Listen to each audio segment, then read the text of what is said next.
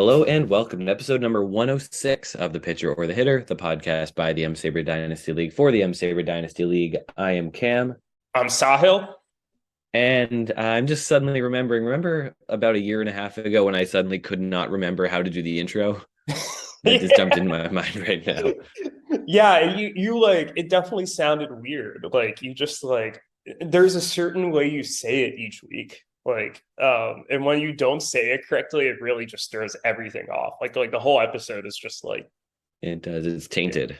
it's tainted. There were I think once too you like started saying it and then just like forgot like the word that came after, and then we just I don't I don't know. think I ever forgot the word.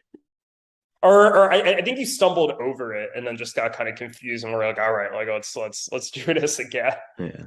Yeah, Um, it but happens. anyway, yeah, I did it mostly all right this time. And I have for the last 50 or 60, I think. But it is episode 106, and it's an exciting one because you are the proud owner of Nomar Mazara. I am the proud owner, or I wouldn't say proud, but I am the owner of Nomar Mazara. It felt really fitting that right after I made my 200 trade and cleared that MPI spot that I would go and pick him up. I was honestly surprised that nobody had picked him up earlier after he signed with the Orioles on the minor league deal. But yes, I do own Nomar Mazara. Um, and I'll probably own him until somebody more interesting pops up their roster in that MPI spot. So um, it's gross, but I'm doing it. So it's gross, but it elicited some fun reactions. So um, that's what I'm here for. It does. I think he's going to be on your roster, get called up to your major league roster, and have quite the time. Is that a hot take? Not an official one, but I think it'd be funny. It would be fun. That would be the plot twist of the year if Nomar like actually becomes good and he's on my major league roster. And like I would not be mad if he becomes good as long as he's still with the Orioles. But my goodness, Nomar Mazara. Many of times. How many times do you think we have said the phrase Nomar Mazara in the chat? Just like over. Lots and lots of times. I wish we still had that Slack premium. Maybe sometime next year we'll get it back. Um, Do you think it's in the? Do you think it's over under 300? I would say over, I guess, right? Yeah, I think you're right. But anyway, so you own Nomar Mazara. You also own some new players as well. Due to some trades you made. There were three trades made this week, all made by you. Shocker. Shocker indeed. Let's start out with this first one. You traded Spencer Steer to Anthony for Tanner Bibee. Yeah, Bibee. yeah. I still don't know how to pronounce this. I think it's BB. But yeah, this was pretty simple. Anthony came on the podcast a few weeks ago and discussed how he had a lot of upper tier pitching prospects that maybe he wanted to get rid of some of that depth and trade it for depth elsewhere.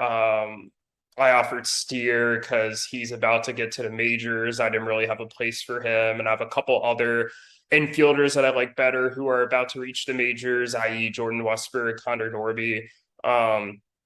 So I asked him about a couple of his pitchers.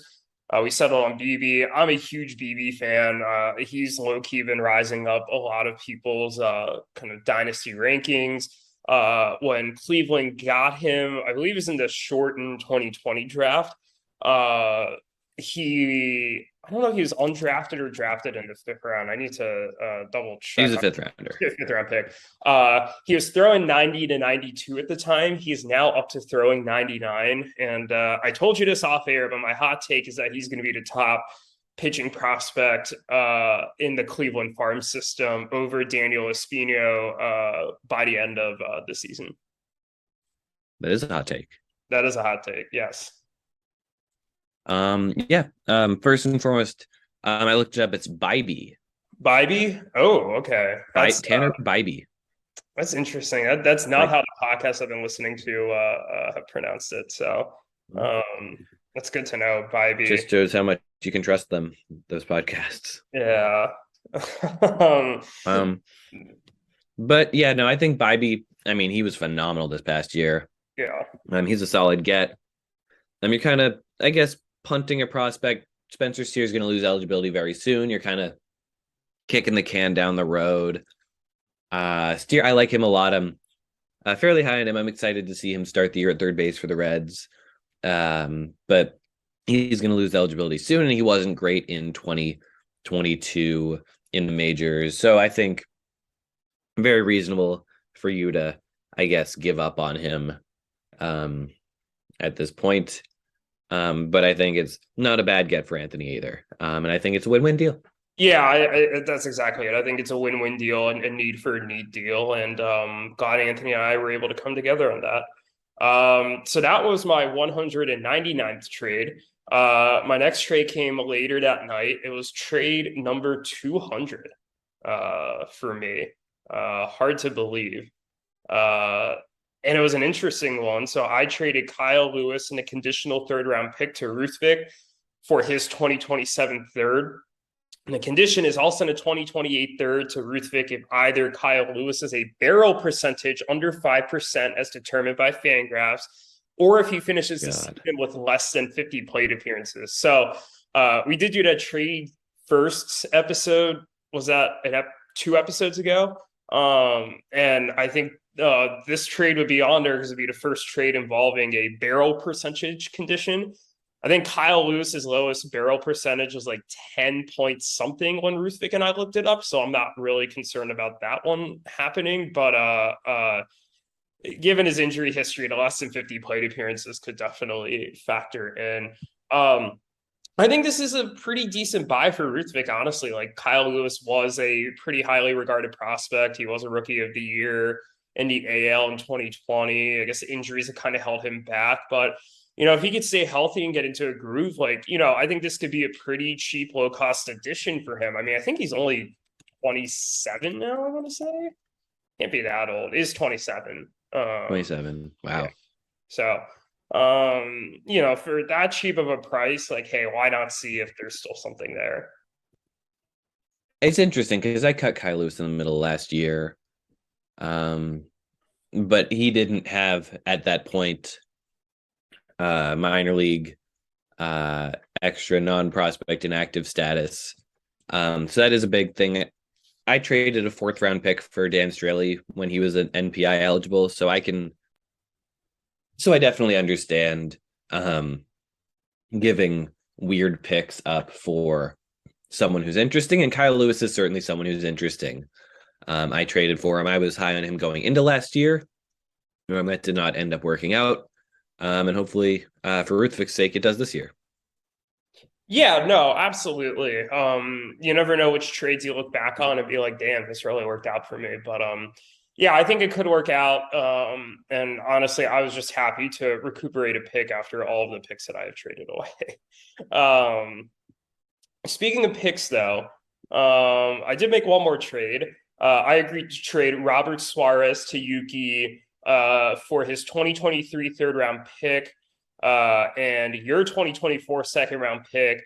That pick went to Ruthvik as part of it was an outstanding next second-round pick I acquired between 2023 and 2024 that was initially the property of Daniel and Matt as part of the Lance McCullers trade. And then a couple of days later, they traded the rights to that pick to Ruthvik in the Oswald Peraza Taylor Ward trade. So you had the option of taking that pick. You declined it. You now have no more vetoes on the second round pick that I owe you from the Hunter Renfroe deal. But that pick has gone to Cam or gone to Ruthvik, and I still have Yuki's 2023 third. I hope you all followed that. Yeah, there's a lot going on. Some of these picks are very confusing, but as long as you're following it, that's all we need. Yeah. It's not that hard. Ruthvik. And I declined to take on that pick because it's mine, and I'm hoping that it'll be the 24th pick. Yeah, I don't blame you for declining it. I kind of thought you were going to decline it when I traded for it, but it's nice that it knocked out one of your vetoes. And now you have no ability to veto. That's very nice. Yeah. So those were the trades. As for Robert Suarez, though, he's an interesting guy. You've traded away a few relievers this offseason. That's kind of what you do. Yeah. You did get Alexis Diaz back, so I'm sure that played into Robert Suarez. Suarez is decent, but he's not going to get saves. So in the end, I feel like guys like this have a lot more value in season than in the off season. Yeah, I will say though that so haters on the last year of his deal, and they did give Suarez 46 million over 5 years. I refuse to believe that he's not going to be in the closer mix at some point over the life of that contract. And he also pitched very well last year, and he's still prospect eligible, so Yuki doesn't have to burn a major league spot on him, which is where I was stashing him after the Diaz deal. Um, so while I think Yuki probably gave up a little more than I would have been comfortable giving up for a non-save reliever, like I also think that there's some upside with Suarez. Yeah, I think he walked a few more guys than I would like. But in the end, he didn't to second and a third. I think that's probably more than I would have given up. If it was the middle of the season and I was a team struggling for holds, then yes, I would do that deal. But right now in the off season, I don't think I would. Yeah, I mean, like Andres Munoz went for a second round pick during the season, right? So I think just from a value perspective, maybe it's a little too much. Yeah. But on the other hand, say by the middle of May, if Suarez overtakes Josh Hader and becomes this team's closer, then I think this could end up working out very well for Yuki. Right, and I think that's definitely within the range of possibilities, especially because Hader really struggled like in the middle of the season this year, and I don't know if they totally have 100% faith in him. I mean, I heard some like rumblings that maybe they could even deal him this offseason. And especially they want to dip under that luxury tax after signing Bogarts, and they've signed a couple other guys, Cruz, Carpenter.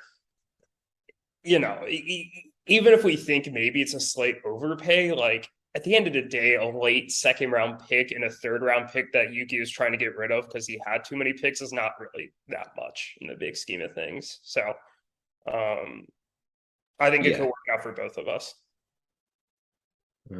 But yeah, those are the trades. Anything else you want to say before we dive into our main segment today? Yeah, I'll say I think next week we're definitely going to have some more bigger scale trades to talk about. I really do think that kind of like last year where there was a lot of pick consolidating, I do think that we're going to see a little spike of activity next week. So I'm excited to see what trades go down.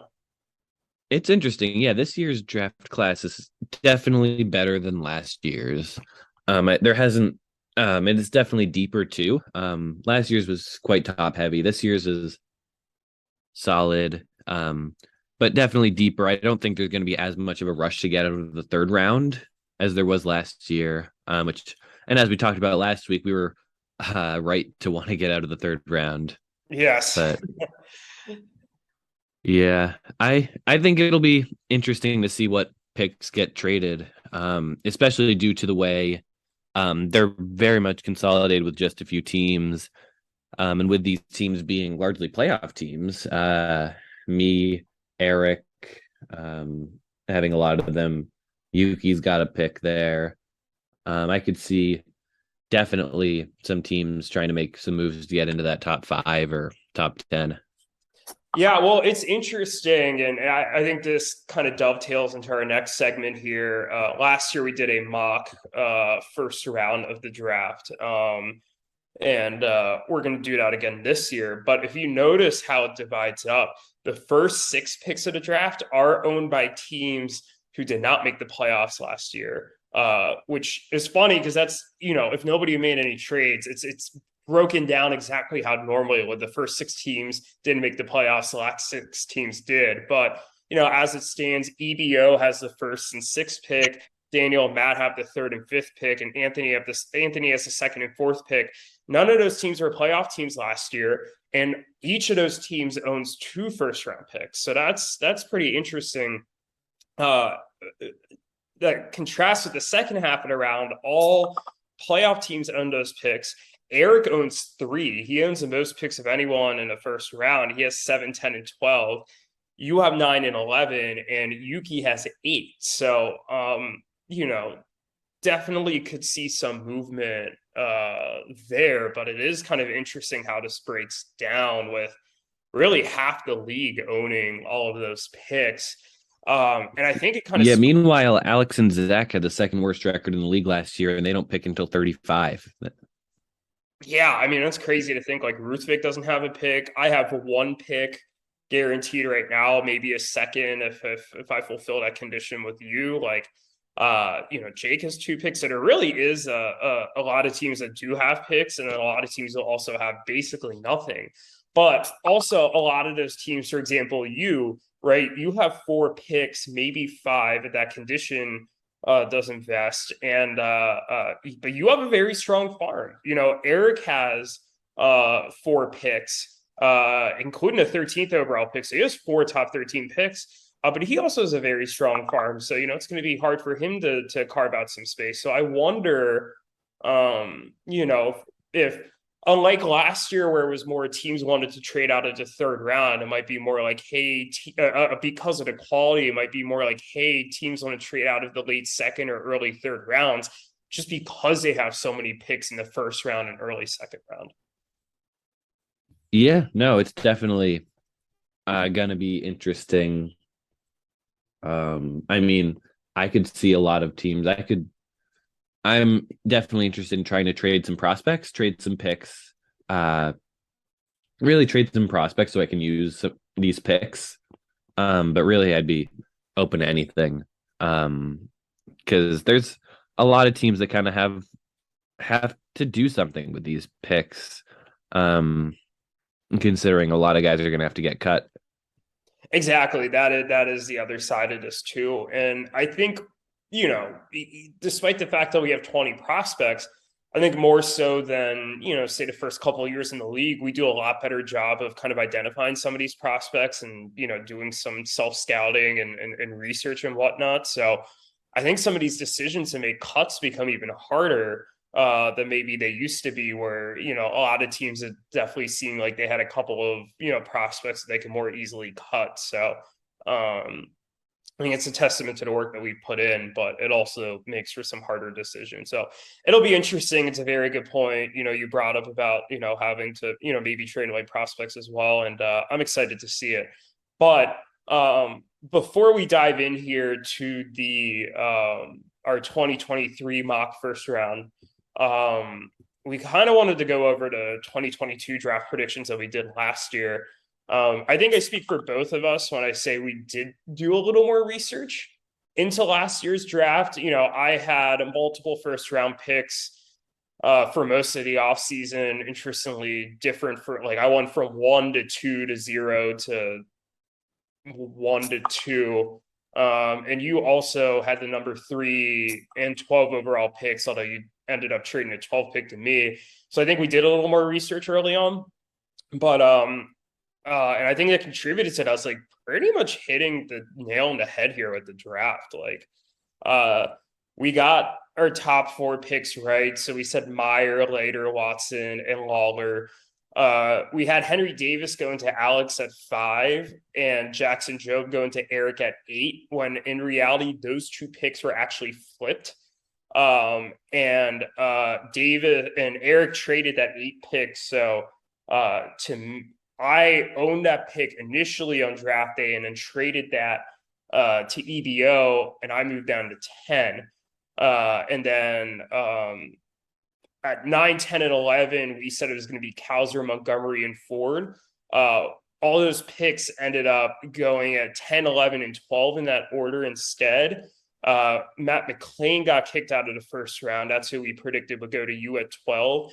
And instead, Alex took Christian Vaquero at 9, who neither of us expected would go in the first round. I think that was by far the biggest shock. And that was the only player that was drafted in the first round that was not in our mock draft. So we did a pretty good job last year.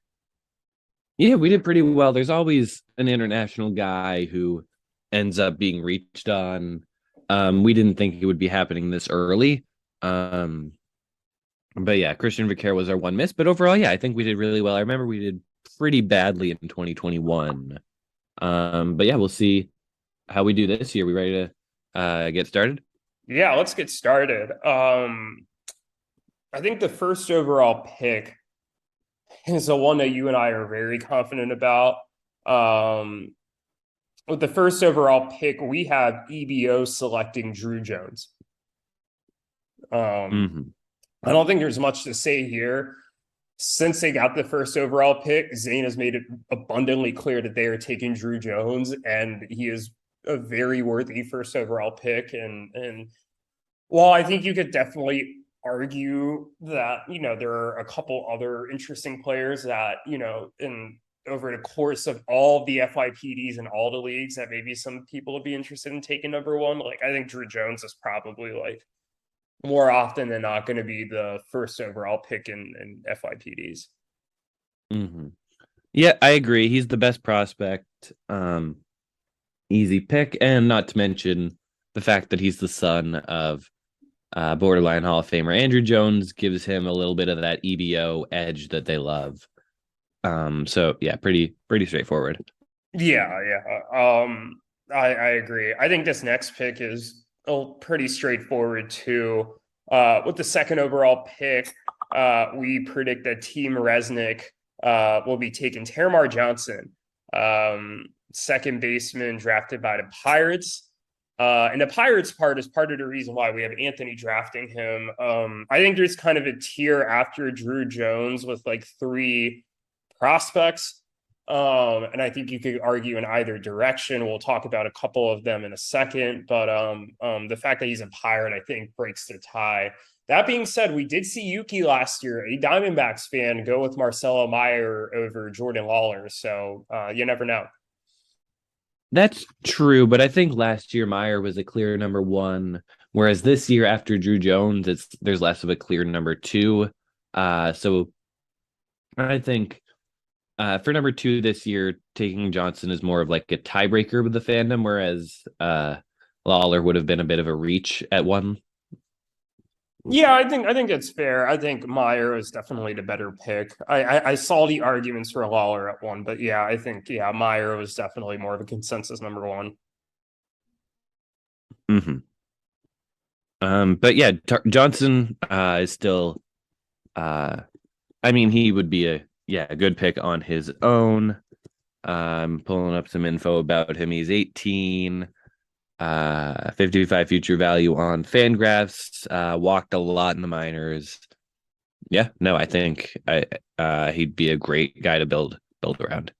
Absolutely. The only thing I've heard about him where I'm a little like, I don't know, is like the power. Like, I don't know, like he has elite plate skills, but I don't know if the power numbers are necessarily going to be there. So but I think he's overall a very well-rounded prospect, and I think he's very worthy of being the second overall pick. Oh yeah. But yeah, moving on, number three. Picking third is Daniel and Matt, and we have them taking Jackson Holiday. I think he's just the best player available at this point. Yeah, I think he's the best player available too. If you look back at what Daniel and Matt have done in their previous drafts, it's looked a lot like, best player available. They took Jordan Lawler last year after you're famous. I draft Jordan Lawler. No, I meant Khalil Watson. They drafted Austin Martin the year before, where I think at the time everybody thought kind of he was the consensus number two after Torkelson. Yeah, I just think this is best player available, and I think they're getting a good value in Jackson Holiday. And I might be biased as the Orioles fan, but I really like Jackson Holiday and like Drew Jones, son of a future Hall of Famer, and Matt Holiday. Actually, do you think Matt Holiday's a future Hall of Famer? Oh, not a chance. Are you kidding? Maybe I haven't looked at the numbers deep enough. You're No, probably I don't think so. I whatever it had a is. chance to find Holiday. He was a very great player. He was a Uh, good player for a little while, yeah. yeah, looking through these numbers, yeah, he's not a Hall of Famer. I don't know where I got Hall of Famer from in my head. Um, he's a very good player though. Um, Yeah.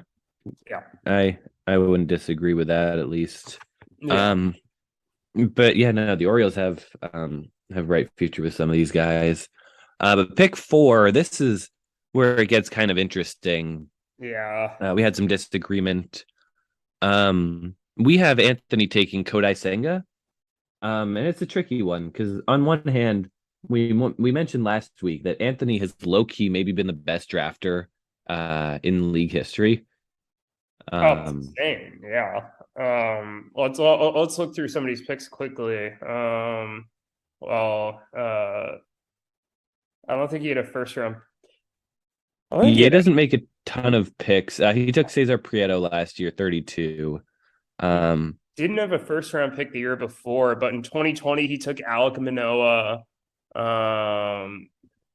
2019 he took Alec Thomas. Sure there's a couple more of these and I'm just overlooking at the moment. yeah, but like even Yeah. later, yeah, later picks, he took Alec Thomas there. I guess Travis Swaggerty wasn't the best first rounder in 2019, but he's still on his team. Yeah. And a better pick than Victor Mesa would have been when he was taken 9th. So Oh my God, remember the Victor Mesa hype? Remember when like the Orioles, like everybody thought that he was going to take him, and I swear, like 3 months after Victor Mesa won, he just fell completely off the map. Like, is he even yeah, still in the Marlins organization? I don't think so. He is still in the organization. He is 26, and he's God, still. he's 26 now. Yeah, I know it's hard to believe. He in Triple A he played between Double A and Triple A last year. He had a oh boy. You want to guess what his Hmm. WRC pluses were in Double A and then in Triple A? I have no idea. How about 79? He had a 58 in Double Oh, A and then a 29 in Triple A. Just, God. yeah, he is not very good. Yeah, the hype was real for a hot second, but yeah. Anyways, yeah. I think you know, on Anthony has really built up a very great rotation. I mean, he already had Alek Manoah and Christian Javier last year as like really strong foundational pieces, and then he traded for Sandy Alcantara and Freddie Peralta this offseason. He did have to give up Kevin Gausman to get them, but or to get Peralta. But those are two young guys that he added to his rotation. One coming off the Cy Young, like that's not shabby. He's got some decent depth guys in Heaney and Ober, and some younger guys in Gore, Braxton Garrett. You know, we mentioned he has some depth in the higher levels of the minors. So on one hand, you know, he could really continue to build up that young elite rotation and add somebody like Kodai Senga. On the other hand, maybe he feels like he's built up that rotation enough, and seeing that Anthony has kind of recognized that he needs to rebuild or retool, whatever you want to call it, maybe he wants to go with one of these top prospects. And you know, you could argue that, you know, there's a tier here with Terramar Johnson, Jackson Holiday, and Elijah Green, and maybe he ends up taking the last guy in that tier in Elijah Green. Because Kodai Senga is going to be 30. So and you and I talked about this a bit off air, but the history of drafting you know, players from the KBO or NPB in this league is really bad. Like really, really, really bad. It's really bad. Yes. Um, Have I think every single one of them was cut by the end of the first year. yeah, Cutter traded. I mean, Saya Suzuki literally went for Tyler Freeman at the trade deadline. Like, and then Shanya Yamaguchi, remember him? God. Uh, there was, I mean, Shogo Akiyama, Yoshi Susuga. I think Shogo Akiyama might have lasted the whole year under Yuki's roster, but then was cut. I mean, Victor Mesa. I mean, he wasn't an MPB KBO guy, but he was another foreign guy. Yusei Kikuchi, um, Ha-Sung Kim. Like it just didn't end well. Yeah, Kikuchi's a big regret of mine. Right. And then, it's one thing where like you took Kikuchi at like the top of the second round. It's a whole nother thing when you're taking them with a top four pick. I mean, like Very Hassan true. Kim was taken with the top four pick, and Yoshi Sasugo was a top four pick. Shogo Akiyama went six. Like, it's really hard to part with these guys, after drafting them so early, but you have to sometimes. And it's not an easy adjustment going over from the KBO or the MPB to America. There are little things that, you and I wouldn't think of growing up here that, ends up making it a real adjustment, going somewhere where nobody speaks the same language that you do. So you got to be a little patient with these players. But the problem is like, because they're in the majors, they're exhausting their roster eligibility. So it's difficult. What I will say though, is that, Anthony did roster Michael Conforto for the entire year last year, despite the fact that he did not play because of his, I forget what injury he had. It might have been a shoulder or something. So maybe Anthony is a little more well equipped to hang on to someone like that.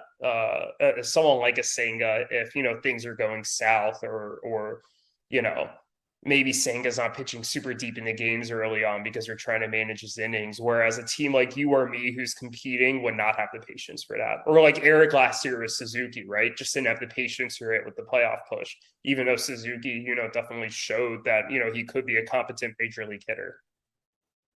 Yeah, I just think the idea of Anthony wanting to rebuild his rotation, I think that's something he continues here. But this is, I agree, a very difficult spot.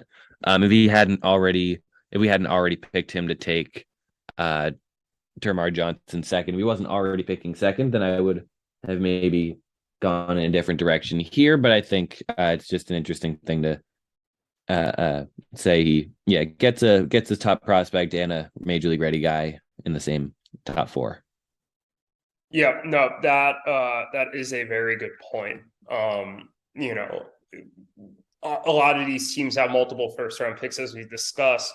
And if you're taking one minor league stud, I mean, there's definitely some risk and a lot of risk in taking, a rookie who is, just drafted, maybe taking someone who is a different type of risk, becomes a little easier, after taking that drafted prospect. So, we'll see how that works out. But I've done a lot of talking here. Do you want to announce who our next pick is? Yeah, so number five, Dan, no matter picking again.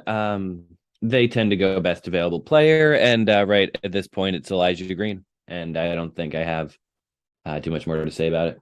Yeah, I just alluded to the fact that I think that there's a tier with Terramar, Jackson Holiday, and Elijah Green, and I think they just took the player at the end of the tier. I think picking at five, or maybe at four if Senga, doesn't go early is a pretty nice position to be picking at this year, because you could just take whoever is left in the tier if you don't really have a strong preference. So Yeah, exactly. I think worth pointing out that Jake is strongly anti Elijah Green. That's why he traded out of the top four. I don't have as strong feelings about him. I think, I mean, he's one of the top guys for a reason. He's 19, had a great season. yeah, I drafting all these, everyone drafted in the first round is a crapshoot. I mean, you all heard us on last week's episode where we talked about how the rookie years of all of these guys drafted in last year's first round went, and like some of the guys drafted at the end of the first round did better, and some of the guys drafted at the beginning. You could argue that the best pick in the 2021 first round was the last pick of that round, and Pete Crow Armstrong. So like it's just I don't want to pass an early judgment like that. So very good point. Yeah. No, I agree. You never know with some of these guys. But up next, after that tier break is Zayn and Sully, EBO. And they're kind of in an interesting spot. Um, but we chose them to take Jace Young, the Tigers guy. It's tough because we think, on one hand, we think it would be a reach at this point, but on the other hand, they love their Tigers prospects, and they don't pick again until 27 when Young is going to be long gone. I could see them going for him here, or maybe even trading down to get him at some point. See, I don't think it's an egregious reach. Like, I think once you get past the, Terramar, Jackson Holiday, Elijah Green tier, I think there's kind of more of a group of names, and I think you can make arguments for any of them. I think a couple of the names we're going to talk about after that are also in that tier. I happen to think Jace Young is maybe towards the bottom of that tier, but I don't think it would be an egregious reach to take here. There are also a lot of Tigers fans that are picking after EBO here. If the draft order stays as it is, I mean, Eric picks it's literally the next pick, and then also again at 10 and 12. And Yuki picks at 8. I know the draft order could change, but I'm willing to bet Eric is still going to be hanging around there in some capacity at the bottom of the first round. Maybe EBO thinks that even if they trade down, like there's a pretty big risk that he's not going to go. I know that was part of what made my decision to trade out of 8 last year was because I thought Colton Cowser might go at 9 to Alex. So and thankfully Alex didn't take him, but it's not an easy decision to make. So I wouldn't be surprised if they just stuck here and took him at 6. At the same time, I could also see them have really fallen in love with the prospect, like one of the ones we talk about later, and take them. So I don't know. But if I had to guess, I think Young is a pretty safe pick. Yeah, I agree. I could see either one of them really being strongly in favor of taking him. They love their Tigers. Yep. No, absolutely. All right, let's talk about number 7. This is Eric's first pick. And we have Eric selecting Cam Collier. Yeah. He's a red, so why don't you talk about him first? He is, not only is he a red, he's a red named Cam. Yeah, he is a red name. Yeah, Cam Collier. I think Cam Collier's great. I think I like him a lot. Any team would be lucky to have him. He's kind of in this next tier, and I could really see any team from like 7 to 10 taking him.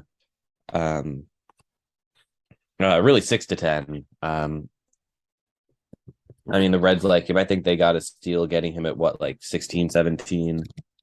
Yeah, he really dropped. I think people thought he was 18. Yeah, they got him at 18. And he was great in complex ball with the 203 WRC plus. He walked more than he struck out. It was 35 plate appearances. But he was 17. He didn't turn 18 until November. So he's another son of a major leaguer. And I don't know. I think a lot of places that Eric Reed likes him. And I definitely think he would be a good pick for Eric here. Yeah, I've heard some rumblings that, Cam Collier might even be part of that tier, above with that we keep talking about the Terramar, Jackson Holiday, Elijah Green tier. I don't think I'd go that far and say that.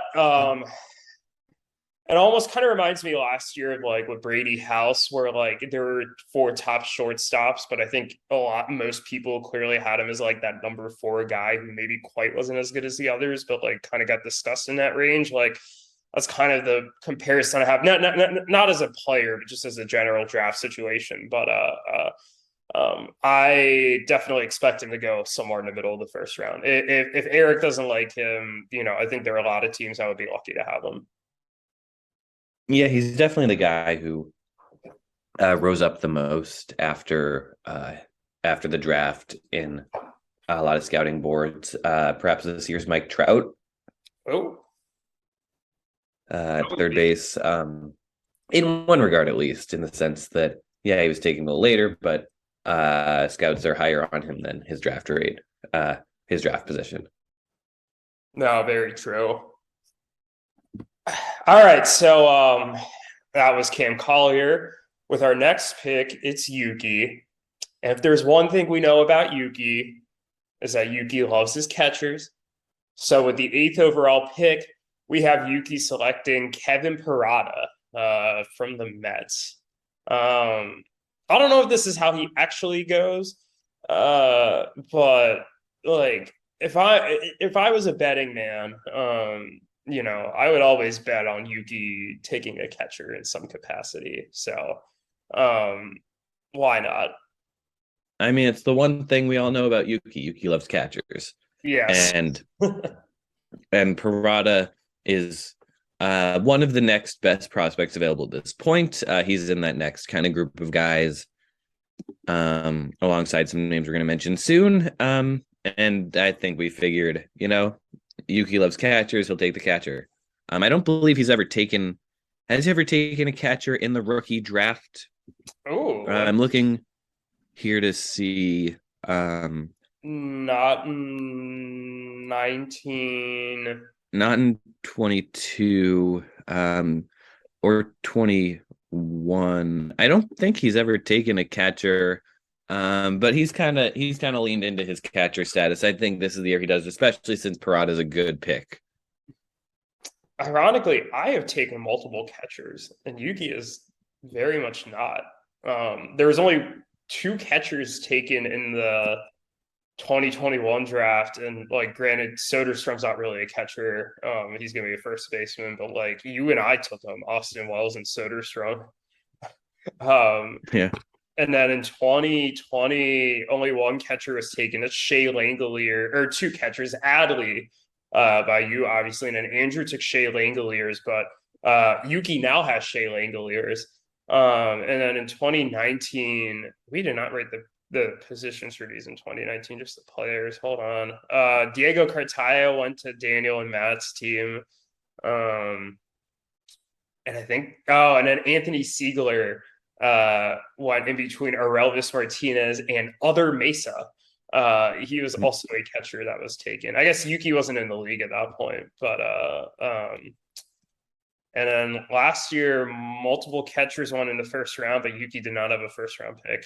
There generally hasn't been a ton of catchers worth taking either. So I guess that kind of contributes to it. But yeah, Yuki's never taken a catcher. That's an interesting tidbit. I would not have guessed that. I would have assumed somewhere he would have taken a catcher. Yeah. I would have too, but I don't know. Maybe this is the year. Let's move on now. Pick 9. That's one of mine. Ooh, it's one of yours. And we've got me taking Brooks Lee, one of the next guys in that group. I don't want to give away too much of my board, but it's known that I look at Fangraphs a lot, and Brooks Lee is very highly regarded on Fangraphs. So we figured it wouldn't be, and I haven't really finalized who I'm thinking, but we figured it wouldn't be giving away too much to mock him to me at this point.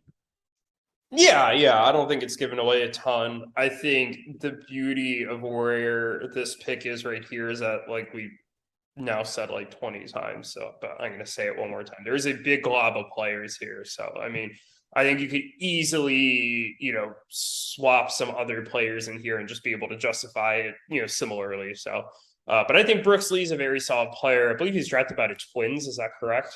Yes, that's correct. Yeah. So I think, definitely a lot of upside here. I think he'd be a good addition to your farm. For your sake, yeah, he's already in AA too. Already in AA, yeah, I like that. That could be a quick riser. For your sake, I hope you draft better than you did last year.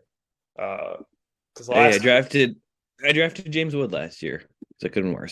Okay, well, other than James Wood, your draft was an unmitigated disaster. So all it takes is one guy for it to not be an unmitigated disaster. That is true. Okay, touche. It's a mitigated disaster. It is a mitigated disaster. That's clever. All right, nice job, Cam. If I was there in person with you, I'd be slow clapping, but I don't feel like slow clapping from far away. I don't feel like it, or over. You can't even see me. I feel like it loses its effect, so I'm not going to. But Yes, we have you taking Brooksley at 9. And now we go back to Eric at 10. We have Eric taking Zach Nato, the shortstop prospect from the Angels. Your thoughts on why we mocked Nato to Eric? Um, I guess he's just again the best player available. He's a little more major league ready. He's a college shortstop as opposed to some of these high school guys. Had a solid season last year. The walk rate wasn't great, but he's another guy who's already in Double A. Got I think just with that all, that's a good value. Eric doesn't really let a lot of guys reach the majors as prospects per se. He lets and let me clarify that. He gets a lot of like picks up a lot of minor league eligible guys shortly before they reach the majors, not like prospects, but like guys who were like Jared Walsh types. Yeah, no. So like Vinny Pasquantino is a good example of that. Jose Miranda is another good example of that. I'm annoyed both guys I had and then cut, but yeah, Eric does a lot more of that than I think drafting guys and necessarily calling them up. I'd agree with that take. Yeah, but I could see NATO's almost certainly the best player available at this point. And I don't know. Yeah, with him being closer to Major League ready, I could see Eric thinking of that as kind of similar to picking up a Jose Miranda off of waivers per se. Yeah, well, speaking of that, I think this dovetails into the next pick that we have mocked, and I think this also brings up a question about Eric, but I'm going to announce who the pick is first. With the 11th overall pick, we have you taking Masataka Yoshida, the outfielder that the Red Sox just signed. Why don't we talk about this from? Why don't I ask my question about Eric first, because Eric and Yoshida, and then we'll talk about why the pick makes sense for you. Eric drafted Saya Suzuki last year. I think that was one of the picks that we pretty regularly mocked for him. We thought it made a lot of sense. Eric's a win now team. Suzuki's a young outfielder that he'd be able to plug in there. And, Suzuki had a really hot start in April. He got hurt, kind of cooled down a bit, but came on really strong at the end of the year, finished with a 116 WRC plus.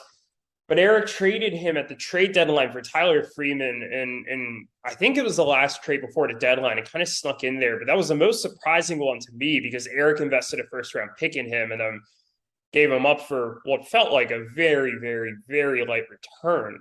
Do you see Eric, could he potentially dip into that well again and take another prospect, from the MPB in Yoshida, given all the reasons I talked about, win now team, kind of someone like you were just saying with like a Pasquantino or Miranda, somebody he picks up very close to the majors, just like Nato in Double A.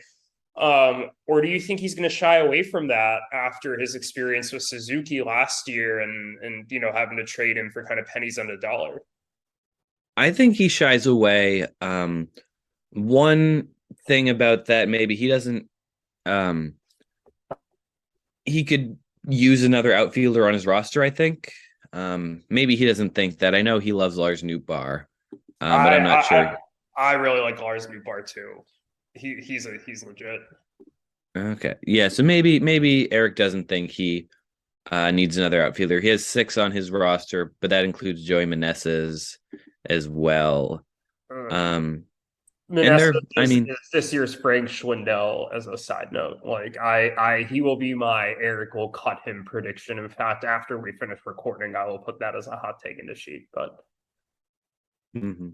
yeah, I could see him thinking maybe he needs another bench outfielder if say either Nootbaar or Meneses falls off.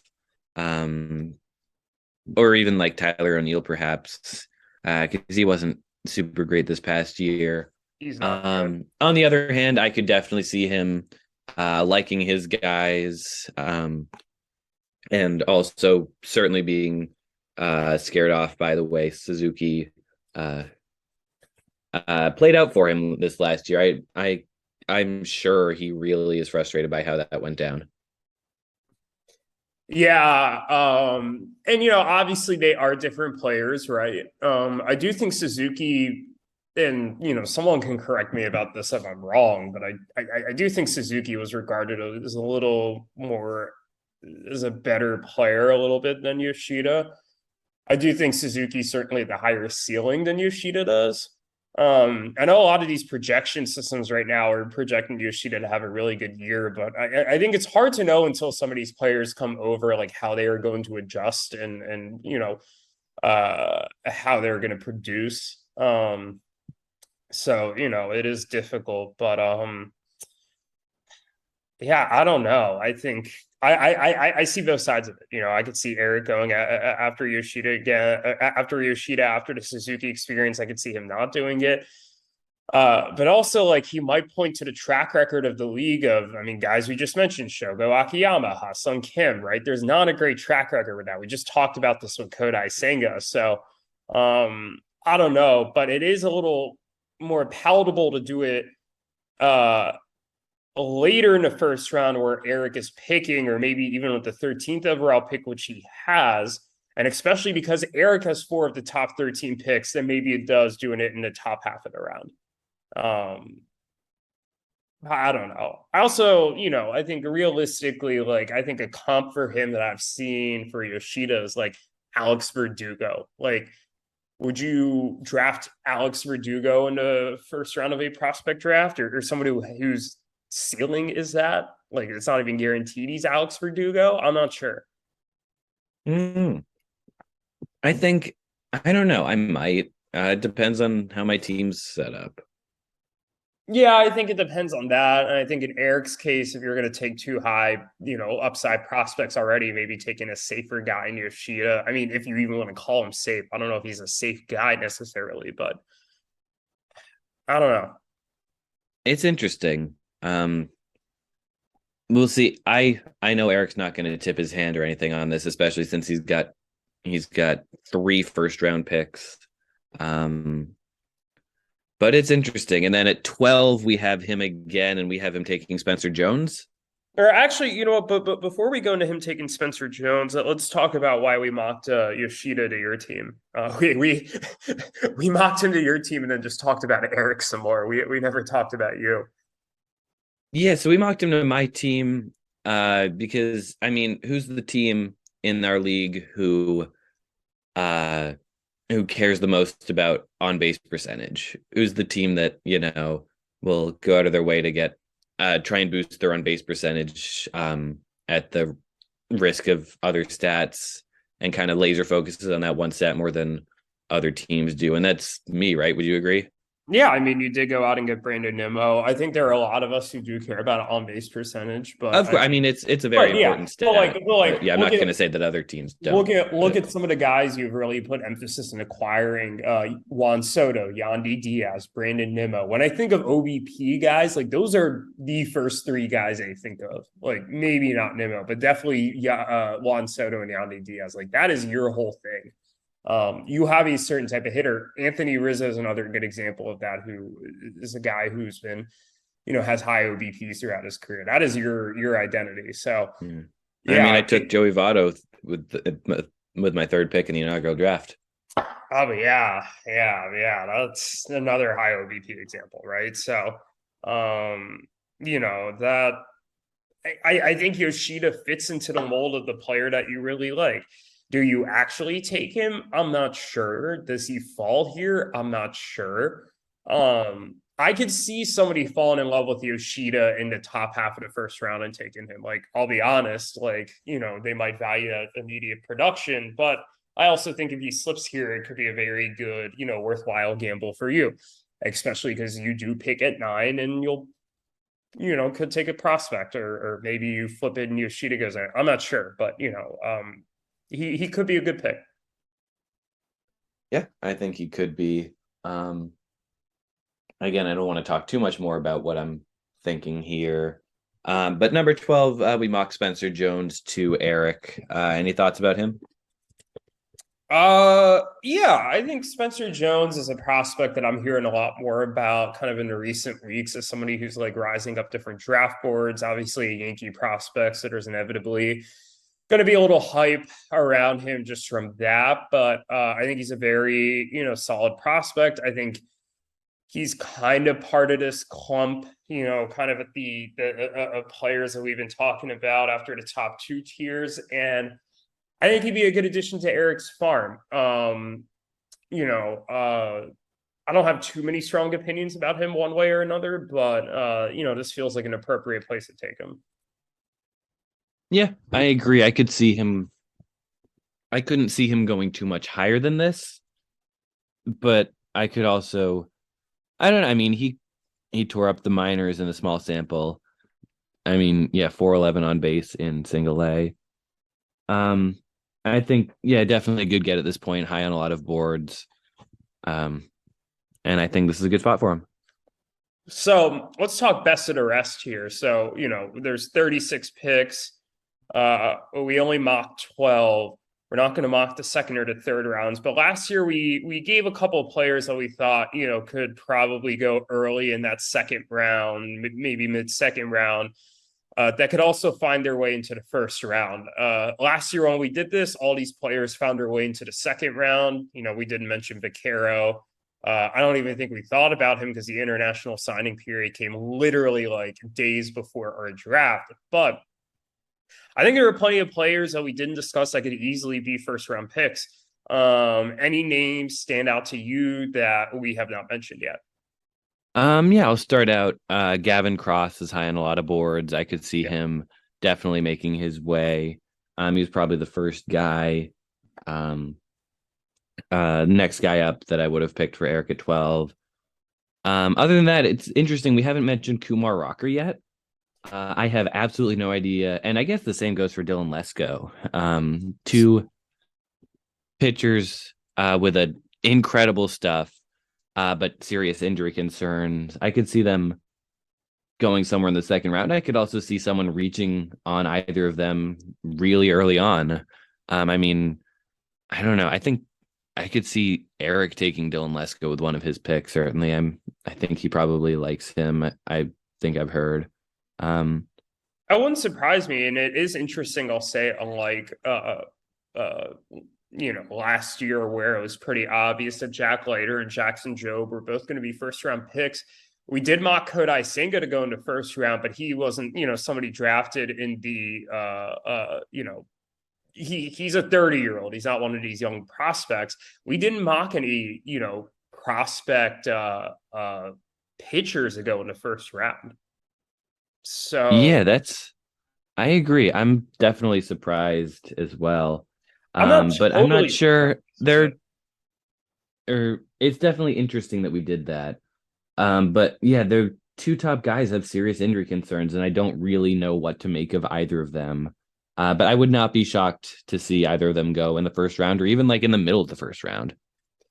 Yeah, I think it'd be a reach if they go in the middle of the first round, but I think the bottom of the first round could be fair game. I'd also throw Brock Porter into that list. I've heard some hype about Brandon Berea, the Toronto left-hander. I don't think he ends up being a first round pick, but I wouldn't be surprised if he doesn't go too far after that. We didn't mention Justin Crawford, son of Carl Crawford, drafted by the Phillies. I think could be an interesting pick that maybe sneaks into the end of that first round. I'm surprised we haven't mentioned this name yet. And I don't think we mentioned this name when we were putting together this list off air too. Chase DeLauder. Yeah, no, he's a solid guy. I mean, we talk about the Guardians and their pitchers, Yeah. but he's an outfield prospect. There was a lot of They hype haven't around him really too. there is a lot of hype around him. They haven't done a ton with their hitting prospects, really, in a while since Lindor and Ramirez came up at the same time. But yeah, there is a lot of hype around him. You're right. I could see him going early. Yeah, no, absolutely. I think he's a big name from college. Like, I feel like going into the year, like he was a really big name. I don't think Hmm. the team has as much of a that he got drafted for has as much of an effect on it. It's not like a Benny Montgomery, right? Where like Benny Montgomery last year got drafted by the Rockies and he became more interesting because he was a Rocky. I think Chase DeLauder, the hype started for him as a prospect or as a college bat when he was at James Madison. But Only other name Mm. I wanted to mention, or I guess two more names. No, one more name. Jacob Berry from the Marlins corner infielder out of LSU. I think he could go pretty early. And screw it, I'll mention this other name. I think Drew Gilbert, the outfielder from Houston, could maybe go. And Jet Williams, I'll say one more name, the shortstop from the Mets. Yeah, I do like Barry a lot. Yeah. Here's it. We haven't talked about international teenagers, but there's some interesting ones. I think it's a solid class.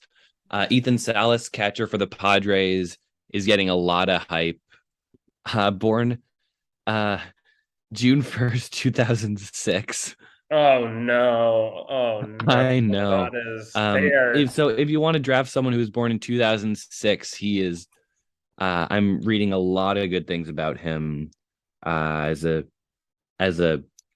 stud catching prospect. He could break out. And the Mariners shortstop Felnin Celestin. He was only born in 2005. These are Um, little children we are drafting. Oh my goodness. Good. Keep talking. um, but yeah, no, he's a guy. He's who's um, scouts like his size and his athleticism. I could see both of these guys going somewhere in the second round.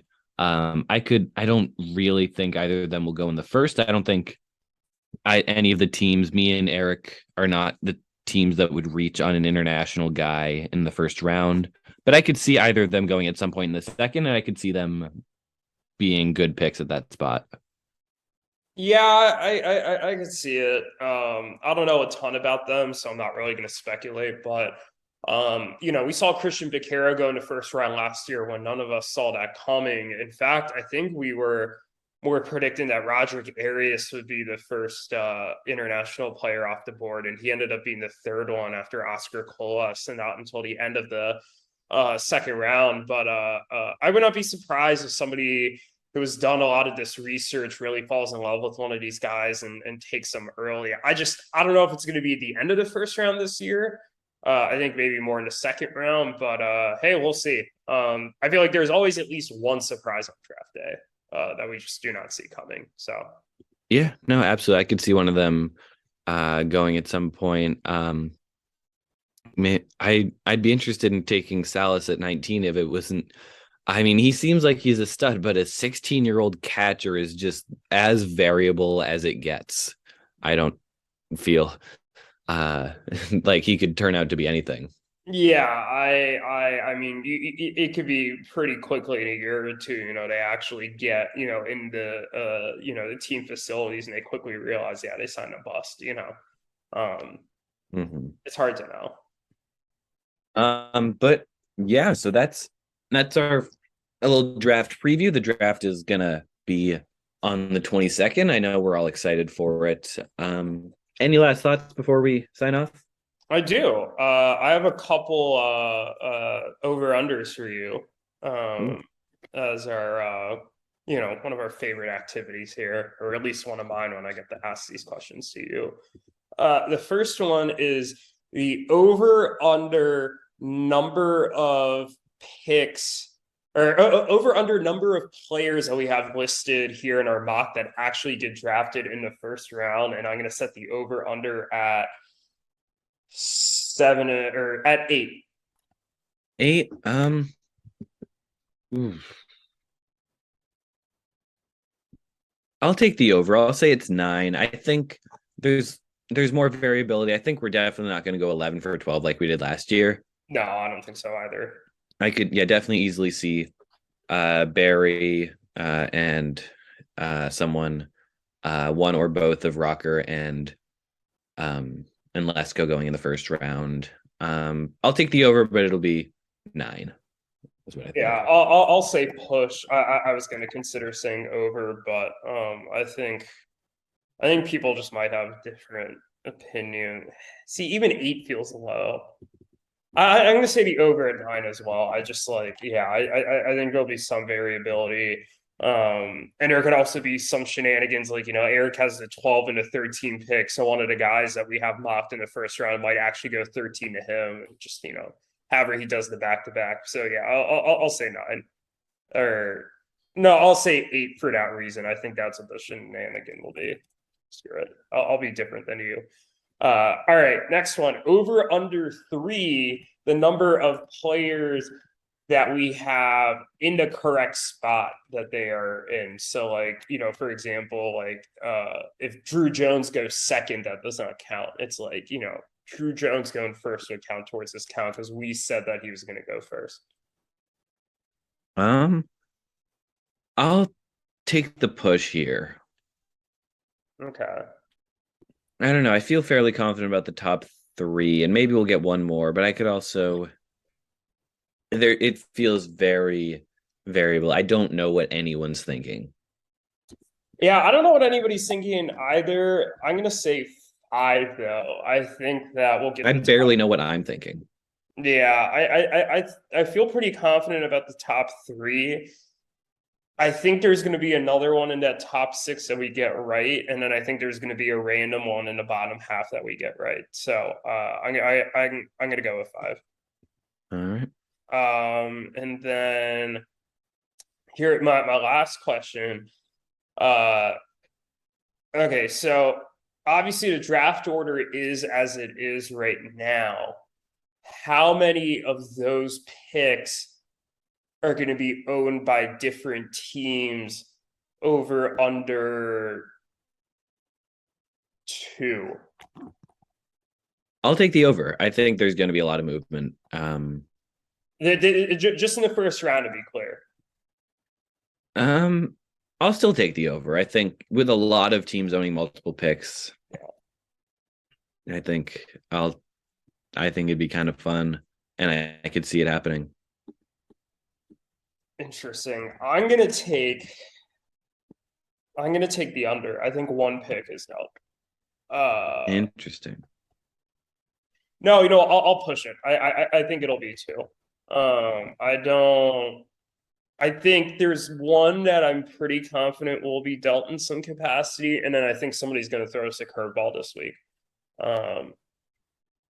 I think this is going to be, like I mentioned before we started this segment, I think this is going to be one of the bigger trade weeks. And I am excited to see it because as everybody, well, as you may or may not know, I really like trades. So who would have thought?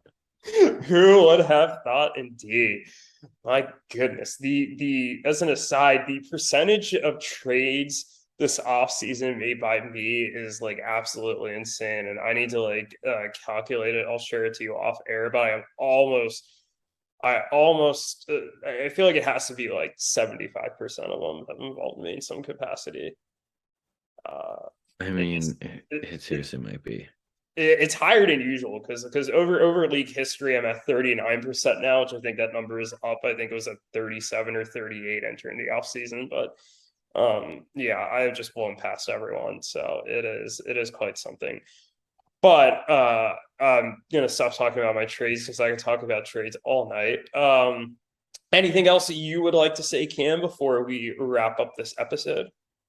No, that was everything. Yeah, looking forward to the draft. Yeah, we'll see you all at the other end of the draft. I'm sure there will be a ton to talk about, and please make trades or interesting picks so we have some fun content for next week's episode. Until then, I'll see you soon, Cam. All right, see you soon. Please don't kill yourself behind that steering wheel, 'cause I don't really know who I am. Keep it real. Please don't kill yourself behind that steering wheel, 'cause I don't really know who I am. But you keep it real. Pouring your heart out to people you meet. This podcast is good.